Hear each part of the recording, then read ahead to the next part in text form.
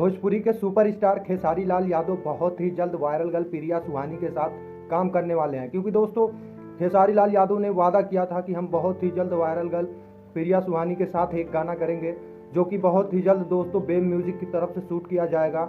आप लोग इस बिहार की वायरल गर्ल को और इस गरीब लड़की को ज़्यादा से ज़्यादा सपोर्ट करिए, जो कि अभी हाल ही में बिहार की एक लड़की वायरल हुई है प्रिया सुहानी, जिसके इस टाइम काफ़ी सारे गाने भी आ चुके हैं।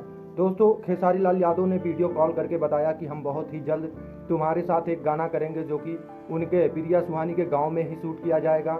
दोस्तों आप लोग इस वायरल गर्ल को ज़्यादा से ज़्यादा सपोर्ट करिए, ताकि ये भी बिहार का नाम रोशन कर सके। वायरल गर्ल प्रिया सुहानी का चर्चा आजकल सोशल मीडिया पर काफ़ी ज़्यादा छाया है। दोस्तों अगर आपको कोई टॉपिक नहीं मिल रहा है कि मैं वीडियो किस टॉपिक पे बनाऊं या कौन सा टॉपिक लाऊं, तो आप लोग वायरल गर्ल प्रिया सुहानी और वायरल गर्ल रंजीता कुमारी के ऊपर वीडियो बना सकते हैं। दोस्तों आपका भी वीडियो रातों रात वायरल हो सकता है।